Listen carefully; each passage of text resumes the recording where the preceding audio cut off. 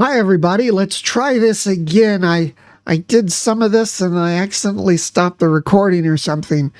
I'm just getting over this cold, but I think we need to look at these headlines. I think this is going to be the last crop of really good headlines, maybe because we're getting into the Christmas season. We'll see.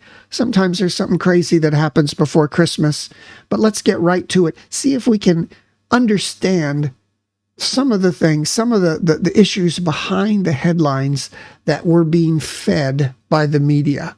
So first we have, now I talked quite a lot about this and I lost all the video, but probably talked too much about it already. This is a situation where we have four strange people who are suddenly the heads of, now I got to find this picture. Here we have four presidents of four top Ivy League universities. Now, certain people on the right would say how peculiar it is to have women, not even really old women, but middle-aged women as presidents of this university, and all at the same time and all at this time, suggesting that perhaps they were placed in these positions because they are female, and it's the trend now to make sure you're very fair, and that maybe there were other people who are more deserving of the position because of issues of merit, but the women got the position anyway. So, and there's nothing wrong with sometimes taking other issues other than merit into consideration. However, they got, if you watch the news, women got caught in a congressional hearing. They were unable to say that calling for the genocide of Jews would be a violation of these universities' free speech or their speech code. I guess you could go up to a bunch of Jews and say they wanted you should be genocided, I suppose. Now, they did clarify it by saying maybe it was the context. So maybe if you did go up to Jewish people and say this to their face like a threat, it would be. But in general, it would just be considered a reasonable thing to call for.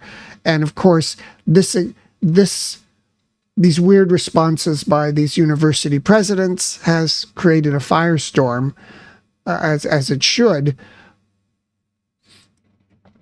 So we have this. Now this is a Substack. This is a newspaper. This is a right-wing guy who writes right-wing stuff, cheering on his own side. So if you really want to dunk on these women and kind of make fun of the foolishness of what they're saying, you can read this. But there are other articles that do kind of more get to the issue of it. We have here the director of the Anti-Defamation League, which, if you don't know, this is an organization that would be combating anti-Semitism, people who would say Jews are bad, something like that. And like most people, myself, you would almost think that in this day and age, there isn't really aren't people who are still saying that Jews are just bad because they're Jews, but apparently there are, and we've seen that with the response to the war between, in the Middle East with Israel going against Hamas after what Hamas did. And there's some good quotes here. I think the inability of these individuals to articulate a simple, straightforward answer to what should have been the easiest question in the world is mind-boggling. It's like a hurricane of hate in the last few months, meaning the response, especially on college campuses, that were calling for the destruction of Israel. So it's like a hurricane of hate in the last few months on college campuses. And you ask yourself, how is this happening? And now we know. So the truth is these university presidents are not committed to free speech. They're committed to favored speech and selectively enforce codes of conduct when it works for them or the issues, So, and finally, I always want to kind of make fun of SNL. Here's a cold open where they're making fun of these hearings as well. And also making fun of the questioner, making fun of the congresswoman who was asking these questions, who was clearly, they're fishing for a gotcha moment to see if the high-profile presidents are going to say something really dumb, and they did. So Saturday Night Live turned it around a little bit and tried to poke fun at the questioner as well. And I always have to say, I watched as a kid the very first episodes of Saturday Night Live, and like most people, you watch a smattering of them throughout the decades. And it was always cool to stay up and watch Saturday Night Live, but I don't think anyone ever said it was ever funny. Sometimes if you watch something with the Eddie Murphy years or Chris Farley, occasionally something was funny, but if there's any show that's been more consistently not funny, but still somehow cool to watch, it's Saturday Night Live. And I think it's continuing that legacy. Here we have this crazy person, Alex Jones, conspiracy theorist. He made his reputation on, after the 2012 Sandy Hook school shootings, saying that it was all a hoax, and saying that the parents who were coming out and grieving about their kids were hired by the government and the deep state. And I wanted to mention about, what in the world? Why has the right embraced conspiracy theories like this?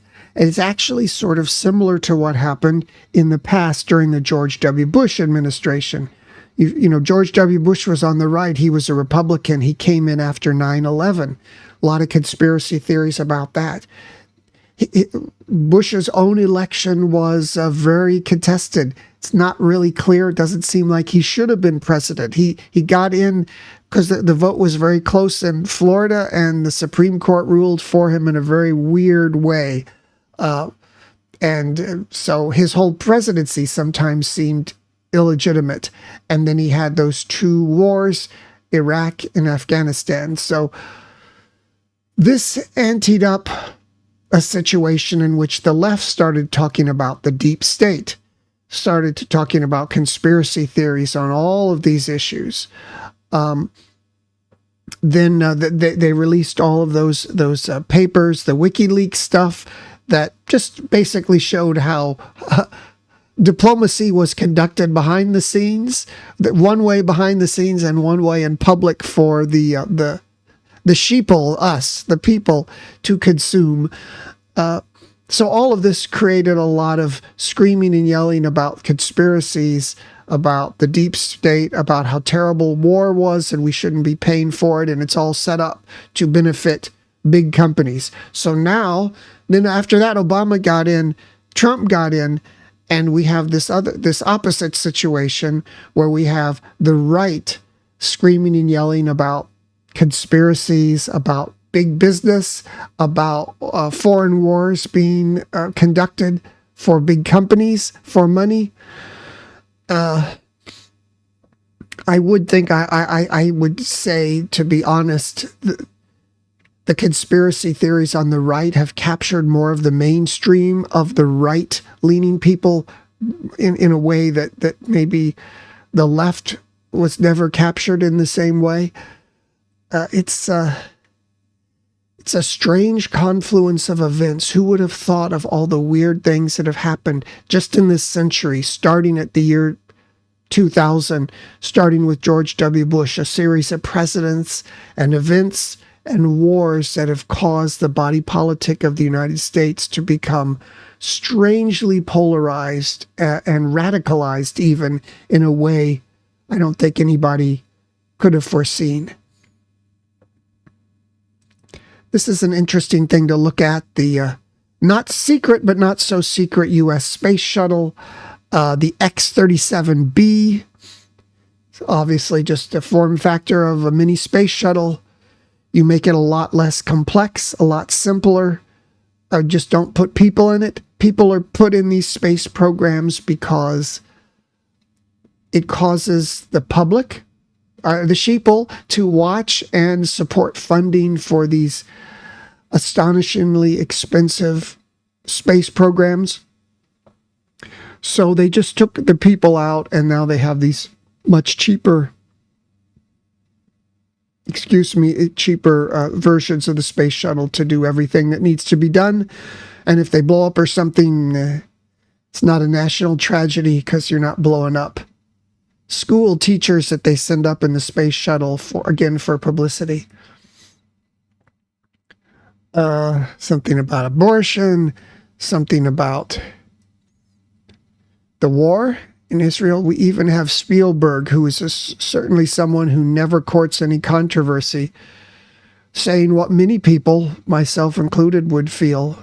You couldn't imagine that such unspeakable barbarity against Jews, in our lifetime could have occurred. And on top of that, it's not really that. It's that then U.S. college campuses would come out, not to support Palestine, but to say that Israel should be erased. Bizarre. And it just shows that issues don't ever disappear. You think they're going to disappear, they're going to fade away. They're always around. Here we have, this is, it's kind of a rabble-rousing article because I think the whole epidemic of weird woke ideas, you hear people talk about this. This is one of them, that you can be healthy at any size, that all fat people are just as beautiful as a skinny person. And so we're going to put fat people on the cover of magazines and tell you that you're as attracted to these people as you are to skinny people, and there's nothing wrong with them, blah, blah, blah. Nothing wrong with that. Some fat positivity. I think the problem most people would have with this is the idea that, you're healthy at any size. You really aren't. Shouldn't be telling people that, the only reason everybody is so fat nowadays is the big business culture of fast food, especially in the United States. I can't speak for other countries. The ubiquity of that, the cheapness of that, and it's gotten everybody big and fat. Go back and look at your family photos from the 70s or 80s. See how skinny everybody was back then. By the same token, you got to admit, losing weight is one of the hardest things anybody can do. So if you're fat, good luck. It's a tough road. I don't want to shame you or anything, but I hope you stay healthy. Here we have more about Trump, all of his trouble. And of course, if you're not in the U.S., you've only heard he's a complete, insane, crazy moron. Same thing you heard before the 2016 election. And then all the foreigners were shocked. Well, I thought the media was telling everyone how crazy he was. But that ability of the media to do that only goes so far. This is what you can remember when you're talking about conspiracy theories and deep state and stuff. In this age of social media, it's probably more difficult to hide the fact that Biden is senile or that Trump is unhinged than it ever has been before. So here we have Trump takes 2024 lead as Biden approval hits new low. And here's the most interesting part of it. If you've been watching this channel, because I've showed you the front page articles on the New York Times, not opinion pieces, not analyses, that are hard news, that are telling people that if they think things are bad and if they want a change in politics, they're mistaken. And you have talking heads there to explain, why are people wrong about things? They want to change. They don't like it. They're pessimistic. But the reality is unhappiness with Biden's performance is pervasive. Economic pessimism weighing him down. People are beset with high cost of inflation. Although, even in the last week, you look at the articles, all it says is, look, more jobs created than ever before. Everything's booming. The stock market's way up. Well, people see when they go to the grocery store how expensive things are. So all of this shows that the smoke-filled room, which I've been telling you about, the smoke-filled room is the metaphorical idea of guys smoking cigars in the back room, the secret people who pull the strings in politics. There's the smoke-filled room on the right for the Republicans and the left on the Democrats. And if you've been watching this channel in the last couple of months, we've seen how there have been lots of moves in politics to replace Trump, to replace Biden as the candidate. Both of them have trouble. Trump is a wild card who has too many unforced errors. He's not a logical thinker. And even if you agree with the things he's done, and many do, and many kind of bite their tongue on the right at supporting such a person, I just think that someone with too many unforced errors is not the best person. Surely as a country, we could find another Republican to put in his place. So that's what the people in the back room are thinking. Same thing with Biden. Biden, bottom line, he's obviously senile. And to vote for him, you're actually voting for that vice presidential candidate, Kamala Harris, who was put on the ticket because they promised we would have a woman on the ticket. She's clearly not suitable, doesn't seem to be suitable so far for that big prime-time, high-pressure position. And of course, with Biden, I know the ages of them are similar, Biden and Trump, but nobody is saying that 81 is too old to be president. Now, the media is saying that. They're saying, well, 81's not too old. Trump's just 77. See, Biden's not senile. See, that's the media obfuscating this situation. The reality is people can see that Biden is senile. So when they look at both of these people, especially foreigners, maybe overseas, they say, is this the best they have to offer? So the guys in the smoke-filled room, the people who are pulling the strings are back there, and they're trying to posit other people to possibly replace either one of these guys as the presidential candidate, the nominee for their party. And we'll see that the window on that is closing fast, because next month will be the beginning of the primary season with the Iowa caucuses, really the first primary.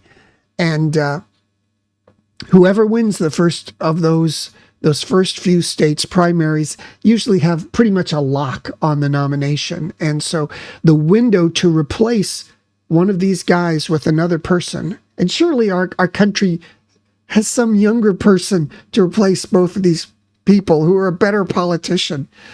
The window for doing that is closing quickly. Okay. When I read this, I was really interested and thrilled. This is an article explaining some of the things I've sort of said in the past. This is part of, they're examining how the left got so polarized. And when we talk about polarization in politics, I think that the simplest, maybe most reductive explanation of it is, if you look back maybe in the 90s, they had a debate show, and they'd have someone on the right and someone on the left. And they were talking, and sometimes they played up things for, I got a cough, excuse me. Sometimes they would play up the debate for entertainment purposes. You become a little more demonstrative, like I'm doing here. You're not just droning on. But in general, they were trying to convince the other side with really good points. And to me, polarization comes when you abandon that. You abandon trying to convince the other side with good points, and you just scream and shout crazy stuff to your own supporters to make them feel good, to hear their applause. So these days we have the right only talking to the right. We have the left only talking to the left. Example, well, for the left here, since we're talking about the left, in the debate for abortion, which is a big thing in the U.S. now, the left says, this is their argument, that the Republicans want to ban abortion or restrict it because they hate women. You see, that's an argument not meant to convince any Republicans to change their point, but just to shout some nonsense to people on the left, to make them feel good, to say, that's right. That's the only reason you would do is because you hate women. This is a ridiculous, polarizing opinion rather than something to try to convince the other side. So, trying to find this here. Okay, yeah, see, this is what I'm talking about. The path back to sanity in the United States is persuasion, defending the freedom of speech, the rule of law, in calmly and clearly opposing Trump's abuses of power, and offering an attractive alternative. This is about not screaming crazy things to your own supporters, whether the right or the left, but trying to get away from that polarization and talk to the other side. I know easier said than done, or easier to define than to do, but I think that's a good point worth thinking about. Sears, I always at this time of year, I think of Sears. Maybe foreigners don't know anything about this. This is the big kind of retail department store for small town America or smaller town America. Used to be ubiquitous, over 100 years old, back in the prairie farming days, the late 1800s. They had the big book, the big wish book, the big catalog. It was, there are documentaries about this, about how Sears is the Amazon.com of its age. So it was a way you could remotely buy things. So you have your big catalog and you're way out in the prairie.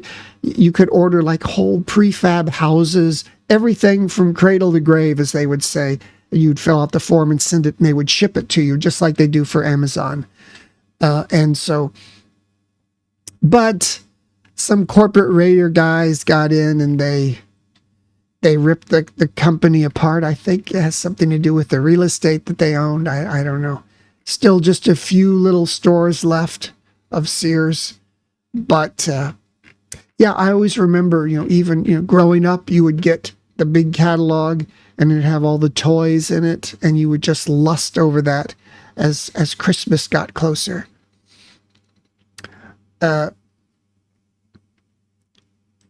Giuliani, what a weird. At one point, this person was a hero. I mean, I still think his book, Leadership, it has really good ideas on how you, with limited resources, how you expand the scope of what you're doing in a certain business or undertaking, in his case, and how, if you ever got anybody into a management meeting and you want to change something or do more or do differently, usually the rank and file will only have one suggestion: gotta hire more people, gotta hire more people. That's what happens when you get all your staff together. So anyway, this leadership book talks about how there are other methods on how to take your resources and do more with them. Really fascinating. It's amazing that a guy who could write a book like that just went down the tubes trying to defend Trump. They were falsely accusing these poor dummies who were at the local level working in elections and got them harassed. Got an alarm going off here. Got them harassed with accusations, false accusations of voter fraud. Really, really crazy stuff. And now he's got all these defamation cases against him. Bizarre. Sorry for all the cuts. I'm coughing my head off here. Yeah, that Giuliani thing makes me just, how strange you can go the wrong direction. Here's someone Lots of videos of her sex life, lost the election. My prediction is, and I don't know, I think she's being held up as a hero by the media. You should be able to post your sex pictures online, but my prediction has always been, and I was saying about 10 years from now, by that time, Facebook will have a section. It will have a kind of a sex pictures section, so each person can put their naughty pictures on there. I suppose Instagram has that a little bit already, but this idea of blackmail or being embarrassed by sex pictures, maybe that will go away, or it'll become so ubiquitous that everybody will post these pictures online. Of course, that flies in the face of my idea that every trend does not go out to infinity.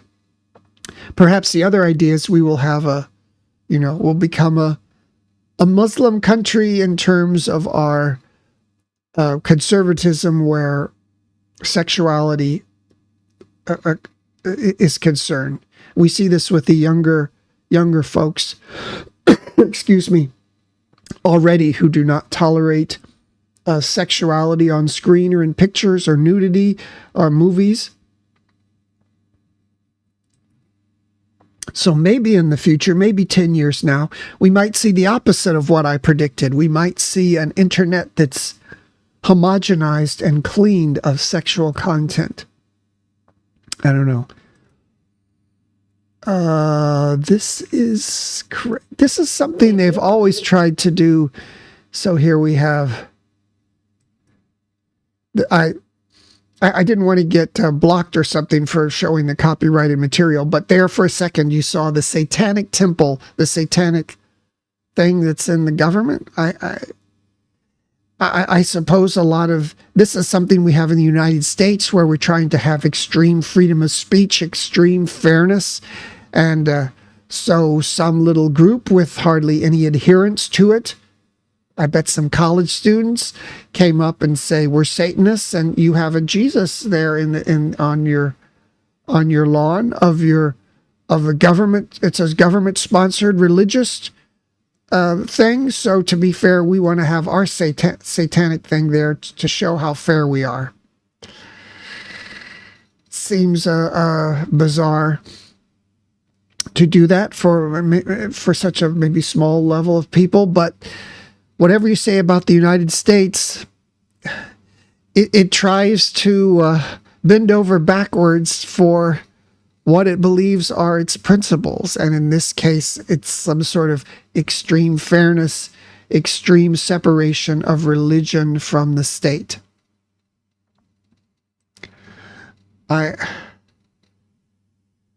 Fascinating video reveals the truth about the world's most infamous retirement community. Aging residents lift the lid on swingers parties, rampant STDs.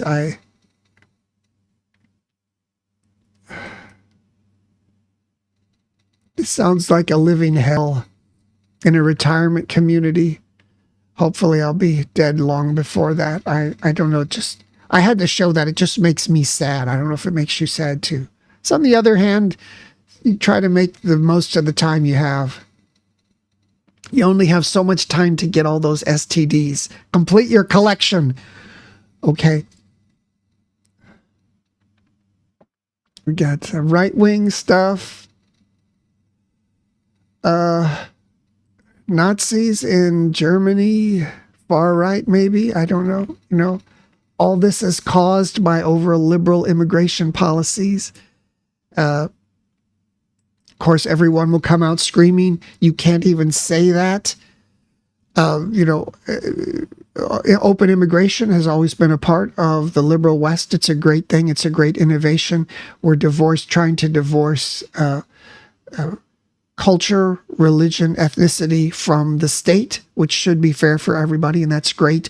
But I think we can also say within the past 15 to 20 years, a lot of countries have taken on new policies in immigration that perhaps let in people who are not interested in integrating into other countries or being part of another state. but are wishing to reform their own countries or religious theocracies or whatever within European countries. And in some cases that may be fine too, but I'm pointing that out. That is the cause of the resurgence of the crazy far right in a lot of European countries, maybe in the United States as well. It shows how, when you change immigration policy like that, it can result in a change in politics. If these policies get under the skin of the rank and file working guys. I suppose you could also say demagogues can take those issues as well and tune them up for the voters. What else do we have here? Abu Dhabi taking over the Telegraph, maybe. We'll see. We've got China muscling its way around the South China Seas, making enemies of all of its neighbors.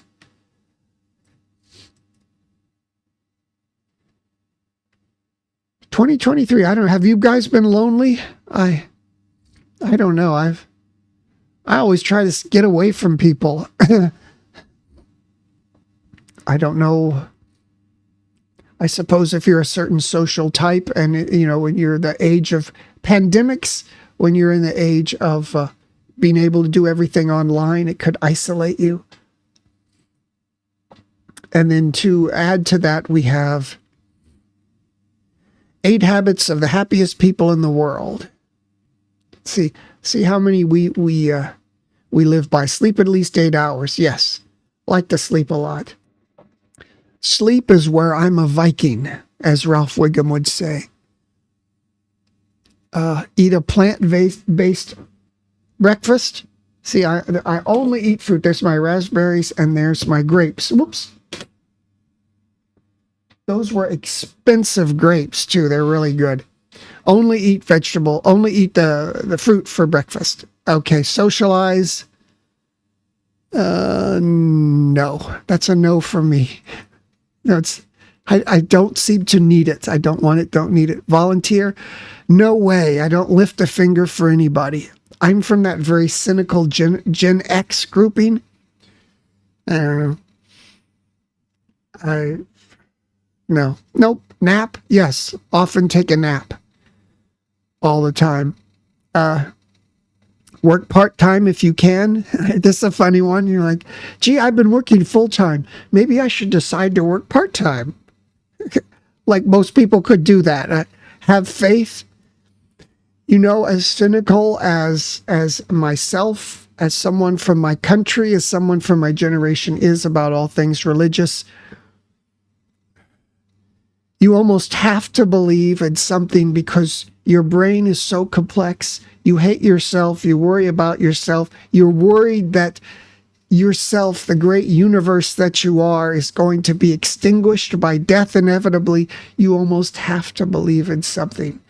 And this, I talk a lot about that in this book. There are still unknown places. It's about people living in a concrete modern jungle, young people, their hopes, their dreams, their fears, their desires, what it takes to keep going, to try something out, what drives people along. It's my novel of life in Bangkok, Thailand. It's on Amazon and Kindle. Please read it. That was a good place for a segue. Sometime, even if you don't believe it, you just got to have faith. Limit TV and social media. Maybe. What I was going to say about this, limiting TV, there's so much that if you're a younger person that you probably haven't seen. Have you seen the movie Sunset Boulevard?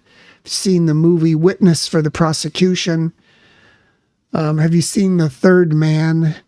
I don't know why anybody would subscribe to Netflix if you're not up to date on all the old films and old television shows there are out there. It's part of the cultural underpinning of life and all the other media you see today. The media you see that's made today is made by people who watched these and were informed by these. So go back and see those see those old classic shows you've missed before you subscribe to a bunch of new flashy junk. And that's probably it for today. There's a lot to talk about with politics and media and immigration and the right and the left and polarization. I think it all comes down to that. So before we go, let's look at our Art of War cards. In this era of polarization, we need this extra idea from thousands of years ago from some Chinese guy. It was meant for royalty. Whoops, wait a second. Let me change. Okay, here's our Art of War advice for today. Show part, but not all of your plan, okay? Engage your adversary's attention to set him up for an action from an unexpected angle. The basis for this is a real and present engagement distracts your adversary from other concerns. So do something to distract. And we've talked about some of these other cards. I think the other day we had this one. We had feint in the east, act in the west. A lot of this has to do with keep your big mouth shut about what you're really doing. A lot of times in our relationships with our families, business people we work with, we want to shoot our mouths off about our big plans. This can cause people to be uncertain with you about what you're going to do in your life or how committed you are to them in whatever way. And it can cause other people to try to tear you down. So I think that's a good lesson for today. I will see you next time with more headlines. I hope we're going to get some great news coming up for the election and into the new year. So like and subscribe, and let's keep watching the media as the world turns.